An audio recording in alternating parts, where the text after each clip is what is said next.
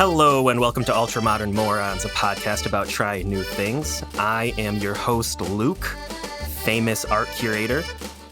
Joel is on vacation this week, so I'll be running solo for the time being. And really, let me level with you guys. I think that's for the best. I saw the comments, the hundreds of comments on our YouTube and Apple Podcasts that the Brownie Sunday just was not the play. And Joel, when you're editing this, I think you should take this as a learning opportunity, and hopefully we can grow from there. Oh, hey, Luke. Sorry, running a little late here, but are we recording yet? Did we start already? Yeah. I started the intro. I thought you were going to be out of town this week. No, I'm actually. It's June 1st right now, so I'm actually back. I'm in town. Oh shit. Yeah. So we're good to do the episode now, then, right? Yeah, we're good to go. No. I was just about to go into my new thing. Oh, okay. If you're ready. Yeah, sure. Well, I'm Joel. I am the famous James Bond villain, and I'm ready to go whenever you are, Luke. Let's jump right into it. Okay. Yeah. Sure. Let's go with it. So what'd you do in the last few days? Well, Joel, it's quite a story behind this one. A lot of lore that I need to get through. Really? Again? Okay. Let's do it. Yeah. So this past week, I went on a hike to a waterfall with my wife. My wife. And when we got to the actual falls, I sat down towards the bottom of the falls while my wife continued and explored on a little higher. And as I was sitting there, I looked up to the what would it be, the crest, the peak of the waterfall? The tippy top. You looked up to the tippy top of the falls. I looked up to the tippy top of the falls, and I just noticed a crane. Like not the piece of machinery, but the bird. Okay. Standing at the top, staring down at me. And I just had a primordial, ancestral feeling come over me. And I went into a haze, and I pulled out the map that we had used to get out there. And my hands and arms just started moving on their own. My arms were moving with the force of the falls, and my fingers were moving with the finesse of a crane's beak. Wow. And before I knew it, I was done, and I placed the folded map back into my bag. Uh-huh. Now, it wasn't until I got back home and I was emptying my bag that I realized that I had merely folded the map back into its rectangular original form, but just inside out. Mm-hmm. And when talking to my wife, the crane was actually just a dried log at the top, and I was suffering from severe dehydration due to the half-mile hike. Oh, okay. But it gave me inspiration to try out some origami for my new thing. Oh, wow. That's great. That was a great story. So I have I did 2 pieces of origami for you following online tutorials. I did take pictures of them that I will post on the Twitter, UMM Podcast on Twitter. So the first one I did here is the traditional swan. Oh, nice. Yep. So, pretty straightforward. You just got the body and the neck and then the beak. Yeah, that's cool. And then, obviously I had to do the traditional crane as well. Oh. So, yeah. And then also... not all of them were successful, so we got the first attempt at the crane here. It's just a square that went entirely wrong. Yikes. So yeah, that's what my new experience was. I think overall it went pretty well. I just used regular old printer paper. I guess you can get fancy and get specific origami paper, but it seemed to work out just fine for me. I wonder if thicker paper would be a boon or a hindrance. Because I have some thicker paper laying around. I think it would be a boon for sure. Really? Harder to fold though, huh? Yeah. But because you can see, I don't know if you can see from the back, mm-hmm. Both of mine have kind of a weird bow to them. They all both kind of they have a weird bow. They're not straight. Oh, okay. Yeah, thicker paper would probably help with that. I think that would help. Also, I just took regular printer paper and had to cut it into a square, so that's not perfect either. So you have to start with a square. It can't be you have to start with a square. What's the orientation of just regular printer paper? 8.5 by 11. Yeah, that's right. Okay, gotcha. So what was the inspiration behind this? I feel like at the beginning, I told you the inspiration. Okay. I was in a dehydrated daze. Yeah, okay, stupid question. Let's move on. I forgot you answered that already. I was connected with my ancestors for approximately 5 minutes. Yeah, the dry log. I remember. Yeah, cool. And I figure at the very least, if I ever decide to pick up a life of crime, Yeah. I'll have this ready to use as my calling card. Oh, that's like whenever great. I do like a bank robbery, I'll like leave it in the safe. Yeah. The crappy origami bandit strikes again. Oh no. Look at how it bows. That's his calling card. The origami is so mediocre. You can see the snippets of paper laying around because he had to cut some printer paper into a square. And look, there's his false start attempts, and they're just like squares of paper folded in the corners. Yeah, it's weird. He was here for 4 hours, and 3.5 hours of it was him folding origami in the back room. Why doesn't he do it ahead of time? Luke, I'm really looking forward to it. Both to the origami and to also starting my life of crime. Do you want to know what I did over the last couple days, though? I'd love to know it. Well, you actually know what I did already. We don't need to be coy about it. I sent it to you already. Let's cut the shit. The thing I did for our audience is I went ahead and wrote a short story. Wow. A piece of fiction narrative. Yeah, I just, felt that hit of inspiration and just like just a fever dream, just wrote this 2.5 page little short story. So, if you want to, Luke, I think we could maybe just dive right in, or do you have any thoughts that you wanted to get out there, having read it already, that you wanted to just prime the audience with before maybe we give it a little auditory reading? I think we should just dive right in. Okay. And, start the UMM book club. Okay, sounds good. So maybe you do all the narration and I can do the dialogue? Sure. Okay. Yeah, that works. Sure. Go ahead. Let's hear it.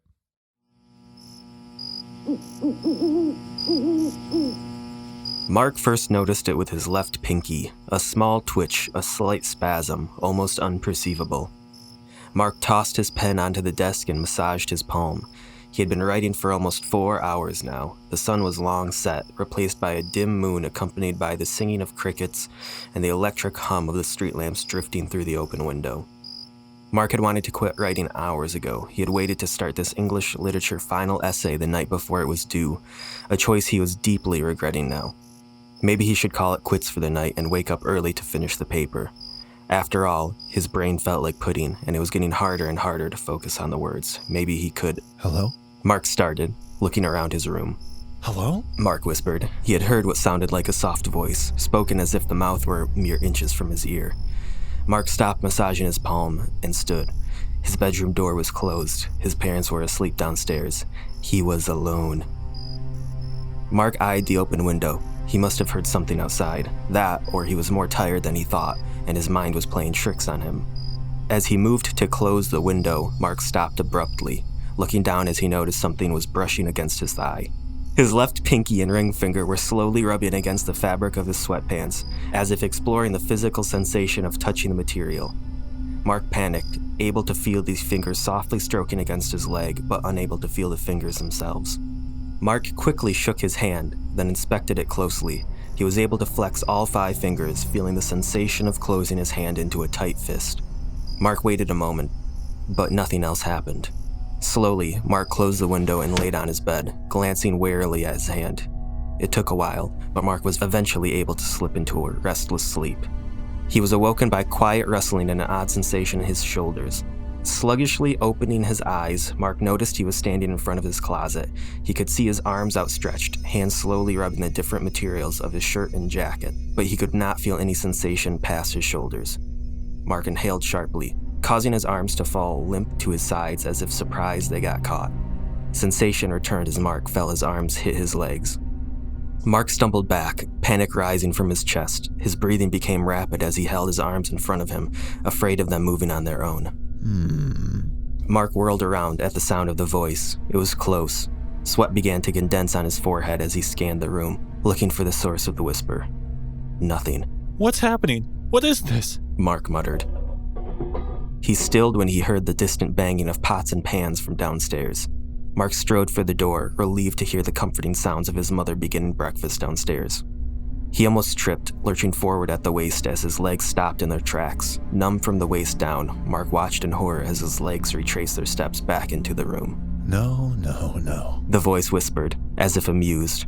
Mark's eyes widened as he realized the voice was coming from inside his head. He opened his mouth to scream, but before he could make a sound, his face went slack. That won't do it all. Terrified, Mark swung his arm widely at his desk, knocking his books and paper to the floor. They landed with a soft thud, not loud enough for his mother to notice downstairs. Come now, let's be reasonable about this. Mark's arms went limp. He watched with panic as his arms were raised in front of him, fingers curling and hands rotating slowly as if he were inspecting them. Slowly, Mark lost sensation of himself until he could only see and hear. He heard his own breathing slow, but felt nothing. He saw his view change as he turned to look into the mirror on the wall, but he could not feel his head rotating. He saw himself staring at his own face as if curious of his own reflection. Then he smiled. I think it's my turn, Mark. Mark tried to scream, but no sound came out.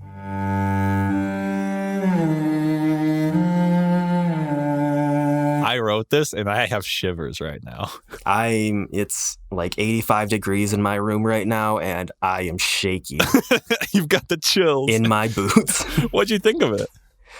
I mean, I thought it's a short story, all right. Okay. It reads a lot like something that would show up in like, I don't know, an amateur forum thread where somebody gave like a prompt and you responded. Yeah, I totally know what you mean. Yeah, it 100% is.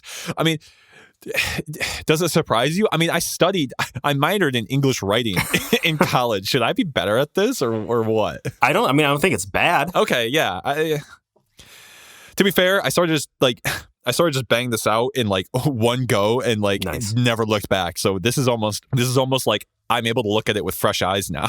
Yeah, it's been a couple of days since you wrote it now you're coming back and Yeah. seeing what you shat out on the paper. Yeah. Hey, Luke, what was your favorite part of the story? Tell me exactly which line. I think my favorite line was Mark tried to scream, but no sound came out. Oh, I have no mouth, yet I must scream. Yet he must scream. Yeah. And also, I wanted to scream because I was at the end of this short story. Scream in joy, I assume? Or no, terror, because it's done. Yeah, you Terror because it's done. Yeah. Well, I sent it to the Newbery people. I really think this deserves the award. And I sent it to a couple publishing houses.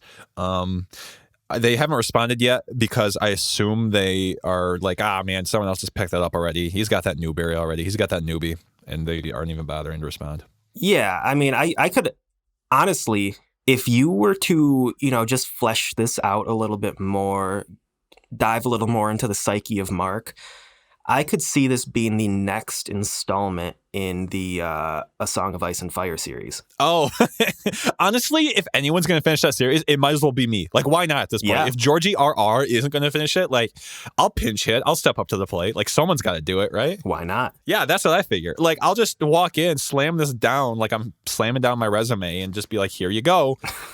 Also, I've got plenty of ideas. Jon Snow, like, turns into a direwolf. That'll appeal to some very unique fan base that will probably love that. Oh, I'm sure it would. I mean, it really says something that, some 2-bit podcasters can crank out short stories like nothing else. And this famous novelist cannot write another 700-page book. If I were George R.R. Martin, I would simply finish the book. It's really bizarre that he just doesn't do that. Well, that was all good stuff.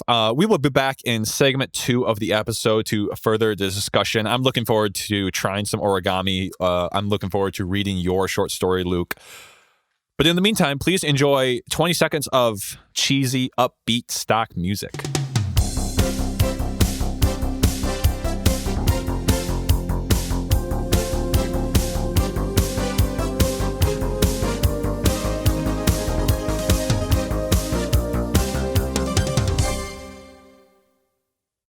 Hey, Luke. Oh, hey, Joel. How's it going? It's going pretty good. Nice. And yourself? Pretty good. It's been busy. Just got back from Atlanta. That's not too great, long ago. Joel. You know, I have Okay, sorry. I was just Were on you my saying way something? to. Okay, go ahead. Yeah, sorry. Go ahead. Yeah, Okay. yeah. I was just on my way to the printing press to knock out a few copies of my short story for distribution. I've had a lot of biters lately. Oh, I see. Clever pun, considering the content of the short story. That was completely unintentional. Oh, I thought you were making like a clever joke that would click with the audience later when we read it. But you sent it to me already. I have read it over a couple times. And I think just like last segment, tell me if you think differently. I think we should just dive right in. Another pun, kind of, sort of. Hey, we're full We're of both them. doing it now. Nice. Do you want to? Do you want me to read it? How do you want to do this? I think I read yours. You can maybe read mine. Okay. How about you do the sound effects maybe? Yeah, that works for me. Okay, here we go.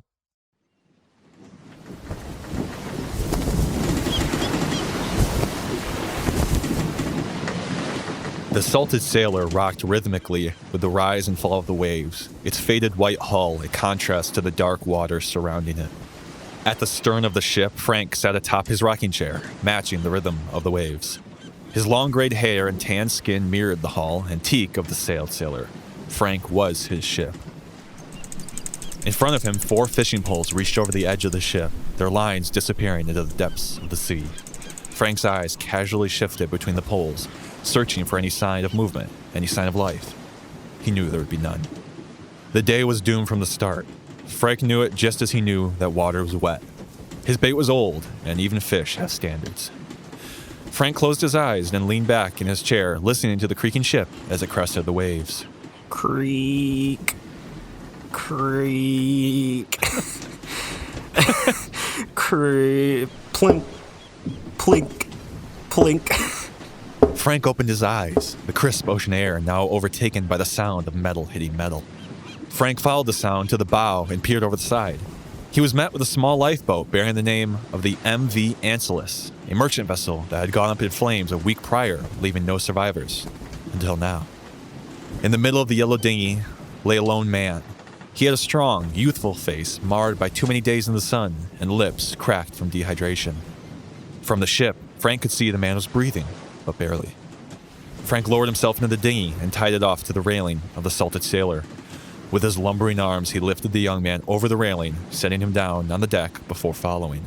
Standing over the young man, Frank's gaze drifted to the sun hanging halfway to the horizon. It was getting late, and Frank would have to act fast if he was going to beat nightfall.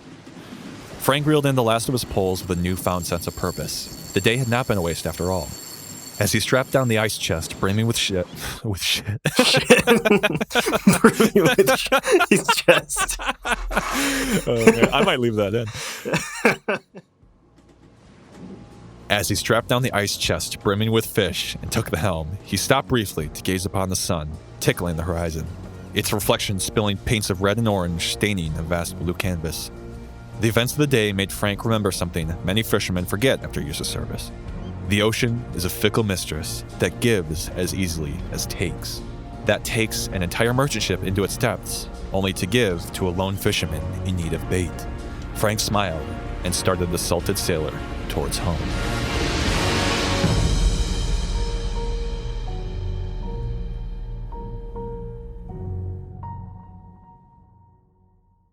Wow, again, just chills. What Wow. a sinister ending. I'm trembling.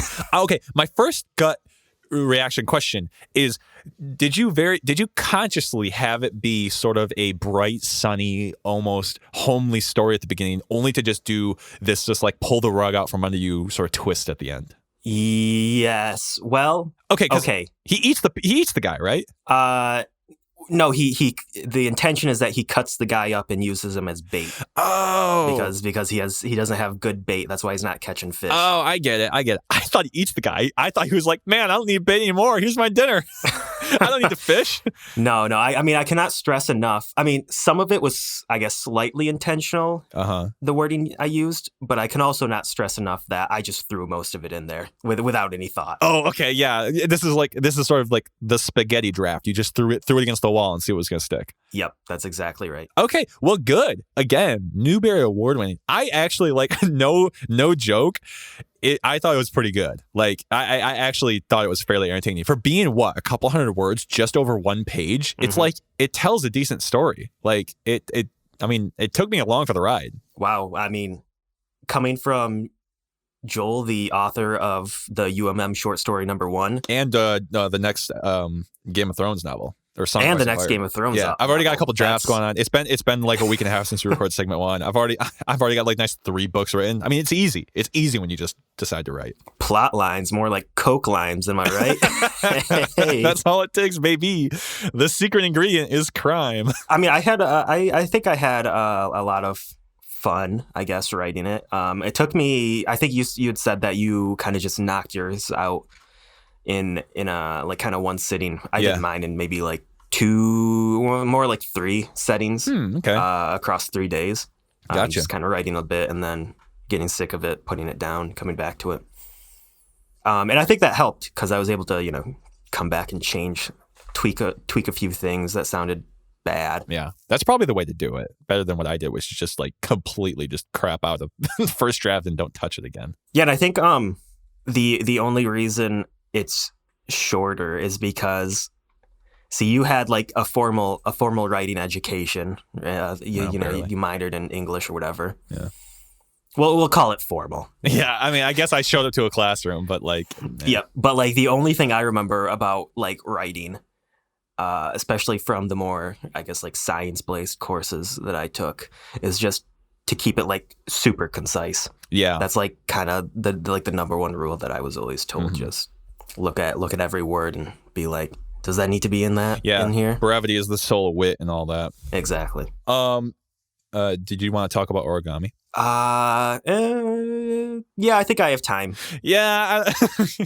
Okay, cool. Well, there's no easier way than to get to it than for me to just pull up the old origami swan I made. Do you see it? You see it on the Zoom call? Oh yeah, that looks like the swan I made. Yeah. Maybe a little thicker neck. I don't know. Little chunkier boy. I found it difficult because you do need to cut the printer paper. Cutting it into a square was the actually difficult part because a lot of these, I made 2. I'll grab the other one real quick too. It's a butterfly. See?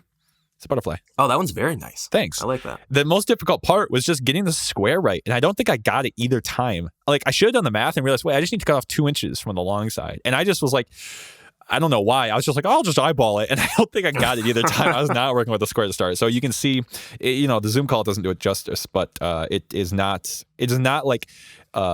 exactly perfect on the edges. You can see like a little bit sticking up over there. It's not, you take a closer look. And disgusting. You see the blemishes. Yeah, I mean, I kind of had the same problem because I don't have a ruler in this. Yeah, I couldn't find one either. I have like a tape measure, and that's not going to work for measuring like cutting stuff. That's for big manly construction work. Yeah. But I was lucky, and I found like there's just this random box that I had that was exactly the width of a piece of paper. So I was able to use that. Oh, wow. It was very bizarre. Modern problems require modern solutions. Well, I mean, I guess that's it. Oh, sorry. No, I totally forgot. I have one more origami to show you. Oh man. It's my most specialist one. Yeah, well, I sort of like moved up in difficulty a little bit. The origami swan was the easiest one. It was like 6-step origami swan. It was pretty basic. The butterfly was like a little longer. That one was actually a YouTube tutorial that was a couple minutes long. Wow. It didn't take me that long at all. This one was a little more complex, and I think it'll just the only way to do it justice is to just show you. So I guess I'll just show you. So here we go. This is my most complex origami piece. Wow. That's got to be what? At least a couple dozen folds. Yeah, it was. I'm pretty proud of it. I think it turned out better than the other 2. I mean, do you want to describe what I did to the fans? Yeah, so I guess I'll just go piece by piece. So it starts off with a what I would only describe as a strong, girthy mushroom shape. Yeah. That leads into a nice basically pole, you could call it a shaft. Yeah, a shaft type. Then, yeah, that's kind of what I was thinking in my head. And then culminating in what looks to be kind of like a cut-off heart. Yeah. Like the classic Valentine's heart. Mm-hmm. I don't know what significance this has to Japanese culture. Mm-hmm. Like what they would use this specific origami pattern for, but I mean, I can only imagine. I don't know. It's so complex. I just saw these like kind of funny looking pictures online. I was like, maybe I'll try and make an origami out of that thing. I mean, it may be a type of shovel or something. I don't know. It could be. Could also be a bone. Oh yeah, like a femur bone or something like that. Maybe. Mm-hmm. I don't know. Yeah, now that you say it, it might be a body part, but I can't say for sure. Yeah. Now that I think about it, it's like a bone, but it's a little bit more. Like you just want to add a little bit something to it, like a bone. Okay. Bonnet, bone ass, bones, boner. Does that sound good? No, that's nothing. That's not right. No, I'm going to cut that from the episode because that's nothing. Well, overall, though, it was kind of fun. It was kind of relaxing to make. It took me like 15 minutes. Yeah. Total, origami style. But yeah, it was good. Yeah, so I mean, I think that's it. I'm all set if you are. Set with what? Or, is this a bit or is this outside? I mean, it was part of the podcast. What do you mean? Set with what? That's nothing. I can't respond. I'm all set. Like, are we leaving? What are we doing? Yeah, we're closing out. We're signing off. Well, Joel, I think the listeners can find the short stories that we wrote, as well as pictures of our origami posted on our Twitter. That's at UMM Podcast. That's right. On Twitter. On Twitter.com. And if you like this episode, you can feel free to follow us on Spotify or Apple Podcasts or Google Podcasts or Stitcher or any place podcasts are found. YouTube, we're there as well. You could even just send us a letter and we'll keep you in mind. Yeah, or, smoke signals. Or actually, not many people know this. If you go into the woods and just cup your hands around your mouth and just shout Ultramar Morons, Luke and I will show up. We'll walk out from behind a tree. We're there all the time. So if you do that, we'll meet you, do a little meet and greet. But thank you so much for listening. We have a lot of fun recording these, and we will see you in 2 weeks. Bye-bye. Goodbye.